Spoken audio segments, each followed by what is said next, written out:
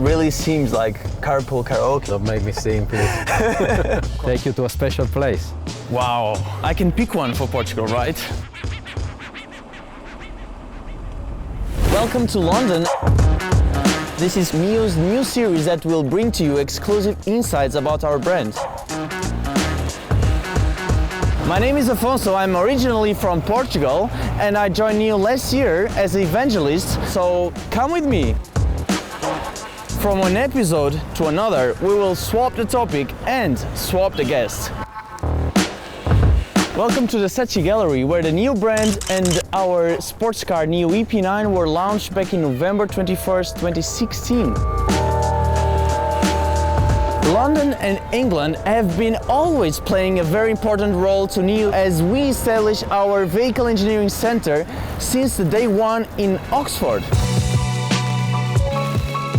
So today we are talking with Danilo Teobaldi, Principal Chief Engineer of Vehicle Engineering at NIO. Danilo was one of the very first NIO employees. Hey Naomi, could you tell us a bit more about Danilo?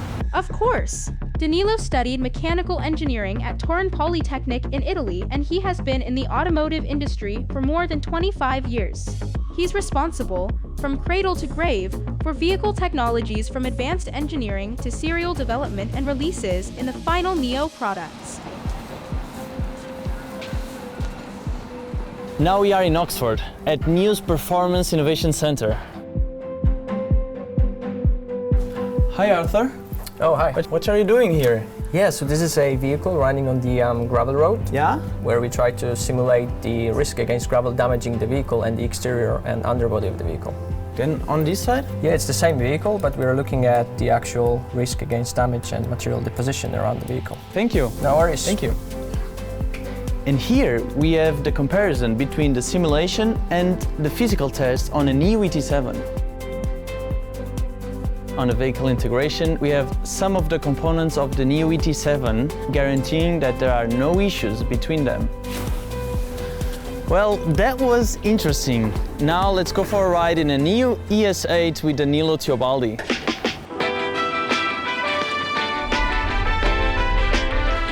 Danilo, how are you? How are you, man? Good. Very good. Very nice car. Yeah, it's a special one actually. It was one of the first that we produced in Shanghai. Then we moved it to UK so that it became a tool for the final refinements, and also we studied all the new technologies that are now in NT2. You want to go for a ride? Yeah, of course. Yeah, of let's course. go. Let's go. Take you to a special place.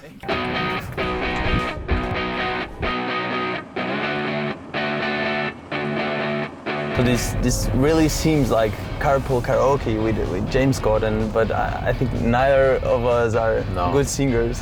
No, don't make me sing, please. So we are here in England. NIO is born global, you know. It's the idea of William to be a global company, global startup at the time. From day one, we had offices in China, but immediately also opening the location here in UK. You were the employee number... I'm number 44 in, 44? In the ranking. Wow. And, I might be the employee number 35,000, so it's not... It's not an interesting number to have on my living room in Munich.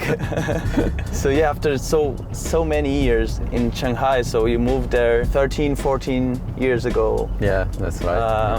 What are the main differences? What are you feeling the most from Italy, from Torino? It's a big jump, right? Because the area of Turin where I live or used to live is much more like this, if you want, like much more with opportunity to spend your weekend or your time in the countryside around. When you're in Shanghai, you're always in this gigantic city of 30 million people. Of course, you're constantly surrounded by somebody. You're never alone, right? But at the same time, of course, you don't know any of them. So it's quite a weird feeling, to be honest, at the beginning. Then, of course, you get used.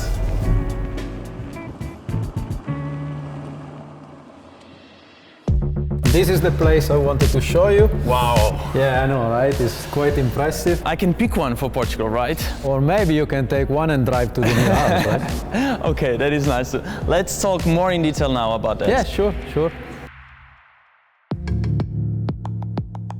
So this is quite a magical place that you brought me in England, Yeah, indeed. where we have the EP9's storage. Yeah, EP9 is our Halo product. It's an electric car, so it's a very emotional driving with the torque and so on. So it's fun. So you started Ital Design in Torino, your Yeah, hometown, Yeah.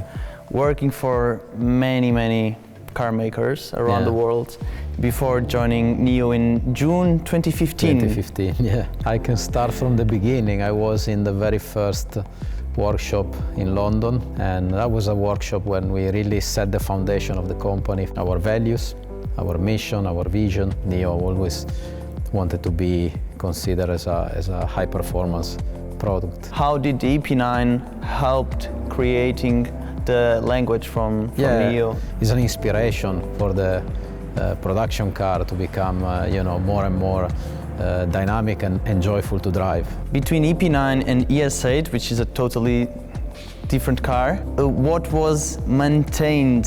On top of all the high performances, you need also to take care of the comfort, and of course, even more important become also the cabin experience. And therefore we paid a lot of attention also to the noise levels in the car, and then on the positive side, the audio experience, integrating the audio experience with the Panocinema experience with the VR glasses and so on.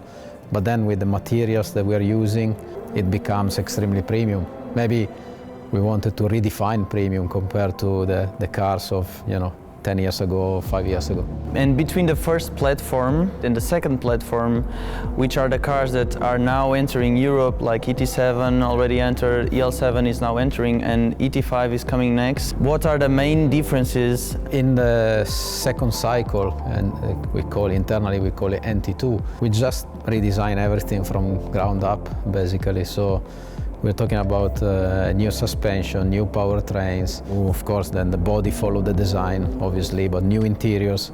There is a lot more technological content, a lot more computation power than before with the Adams. The supercomputing, yeah. Exactly. And this is, of course, bringing the car to a next level. What role did the Oxford team and also the team in Shanghai played on this platform? When a new product is in the pipeline, the starting point is normally in Oxford. So Oxford is focusing more on the advanced technologies. With the evolution of the development, the maturity of the development, then is transferred to Shanghai and FA, the two technical centers that we have.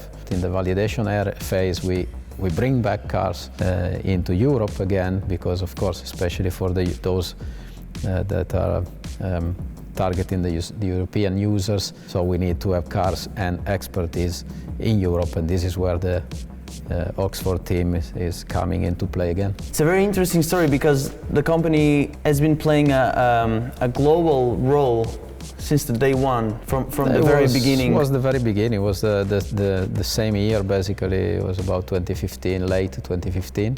And then in California? Then in South as well, and of course Munich.